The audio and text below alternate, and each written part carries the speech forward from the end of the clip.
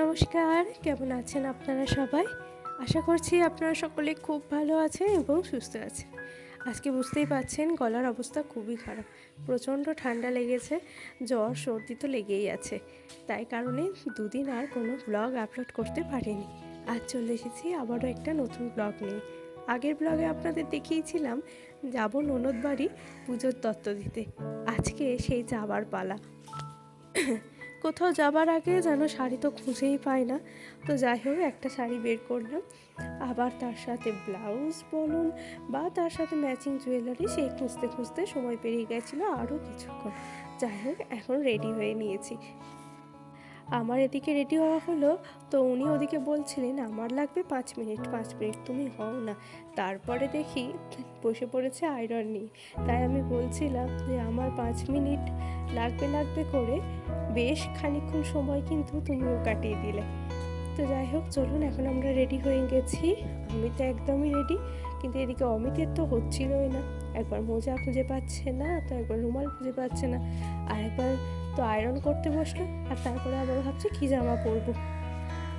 কথা ছিল আমরা বেরোবো ওই 10টা নাগাদ, 10:30টার মধ্যে ওখানে পৌঁছে যাব, কিন্তু সেই কথা আমরা রাখতে পারিনি। আমাদের বেরোতে 11টা হয়ে গেছিলো, আর ওখানে পৌঁছেছিলাম ওই 11:30 থেকে 11:45টার মধ্যে। কারণ দেইপুর থেকে পান্ডুয়া যেতে সময় লাগে আধা ঘন্টা মতন প্রায়, কিন্তু তার উপর যে দুটো গেট পড়বে দেবীপুরে আর সিমলাগড়ে, সেখানেই আমাদের একটু দেরি হয়ে গিয়েছিল। যাই হোক তবুও গেট ফেলা ছিল না বেশিক্ষণ, মানে তাড়াতাড়ি গেট উঠিয়ে দিয়েছিল। একটা করে ট্রেন পাস হয়েছিল আর তারপরেই গেট উঠিয়ে দিয়েছিল। প্রচণ্ড রোদ্দুর ছিল, আর এই রোদ্দুরে যেন টাক ফেটে যাবার জোগাড়। যাই হোক সমস্ত কিছু প্রোটেকশান নিয়েই বেরিয়েছিলাম, এই ধরুন হেলমেট সানগ্লাস সবই পরেছিলাম, কিন্তু প্রচণ্ড লু হয়েছিল, সেটাতেই খুব কষ্ট লাগছিল। মনে হচ্ছিল এই সময়টায় না বেরিয়ে যদি আমরা ভোর বেরিয়ে পড়তাম তাহলে বোধহয় বেশ ভালো হতো। অনেকটা লেট হয়ে গেছিলো, নইলে আমরা যখনই এখান থেকে ননদ বাড়ি যাই বা পান্ডুয়ার দিকে কোথাও যাই, তখন কিন্তু আমরা সিমলাগড়ে মায়ের মন্দিরে খানিকক্ষণ দাঁড়াই, দর্শন করি, প্রণাম করি, তারপর যাই। চলে এসেছি পড়ে গেল। চলো হ্যাঁ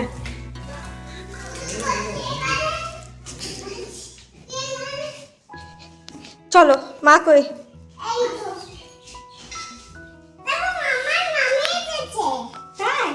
এটা ধর,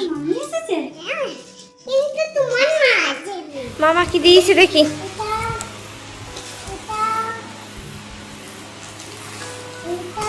হ্যাঁ, এত চকলেট কে খাবে মিষ্টু?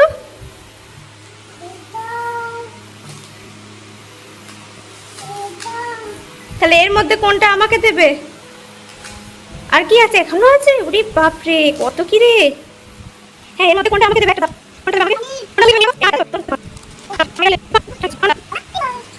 তোমার আর এগুলো আমার। আচ্ছা চলো, তাহলে তোমারগুলো তুমি বাড়ি নিয়ে যাবে, আমারগুলো আমি বাড়ি নিয়ে যাব। চলো। চিকচিকিটা কয়? চিকচিকিটা ওই দেখো, ওই দেখো, ওই দেখো, ওই দেখো, ওই দেখো। তাহলে এগুলো হাতে করে নিয়ে যাবো। চলো আমরা যাই নিচে। এগুলো আমার আর এগুলো মিষ্টুর, তাই তো? চলো।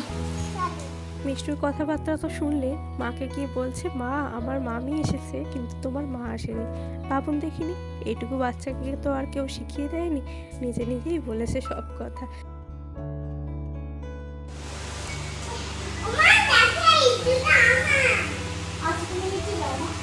চলো চলো চলো, পাখাটা বন্ধ করে ও পুজো করে নিই। চলুন আমরা যাই নিচে, কারণ আমরা যদি বক বক করে পুজোতে মন বসবে না। নিচে এসে আমাদের সঙ্গেও খানিকক্ষণ মিষ্টু গল্প করলো, কত রকমের যে ওর গল্প তার নেই ঠিক। তারপরে এখন আমার নতুন নাচ করতে শিখেছে, সেই নাচও দেখানো হলো কিছুক্ষণ।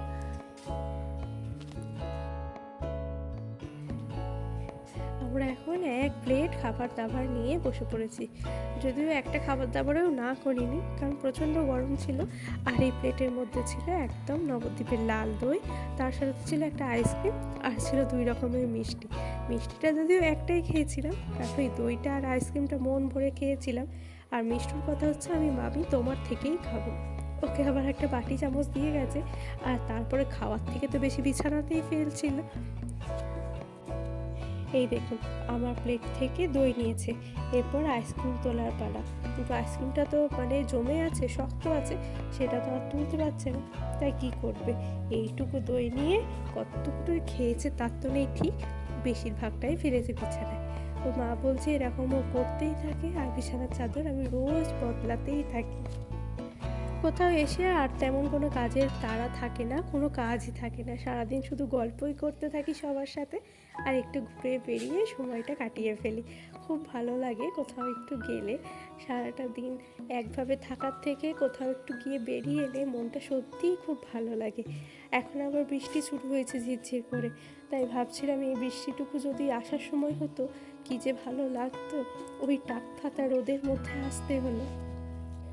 ওদিকে মাসিমারও রান্না শেষ হয়ে গেছে, আর এরপর আমরা সবাই বসে পড়েছি পুজোর জামা কাপড়গুলো দেখতে।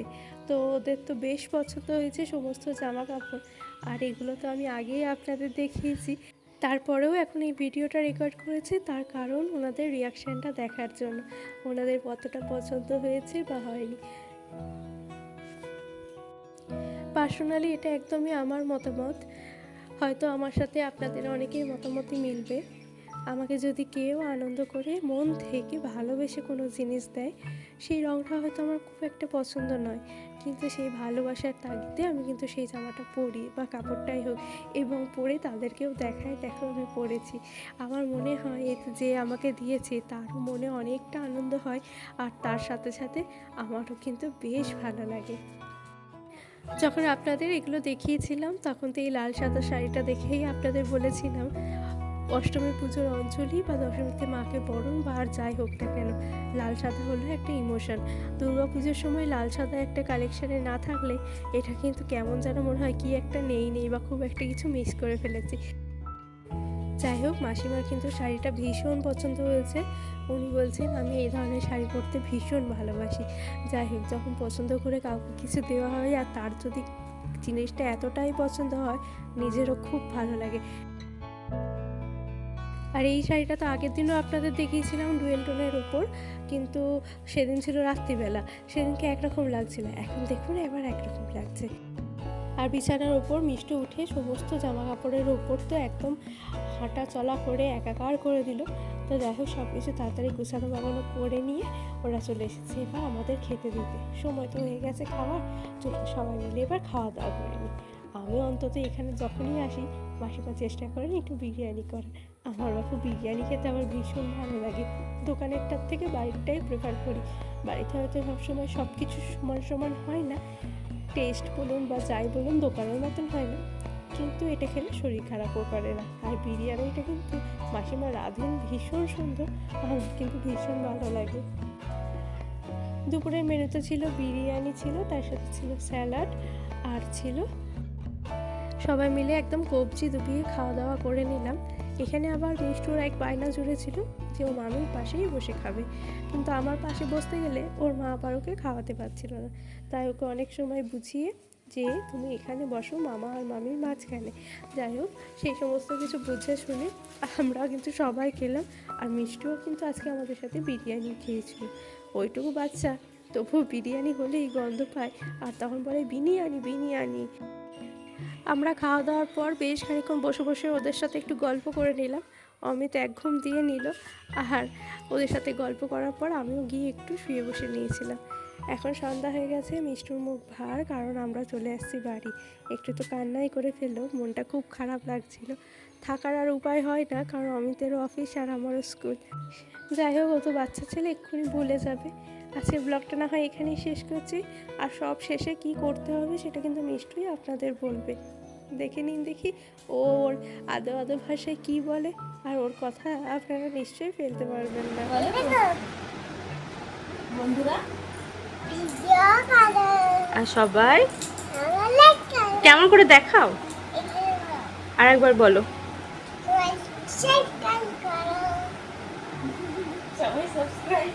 টাটা দিয়ে দাও।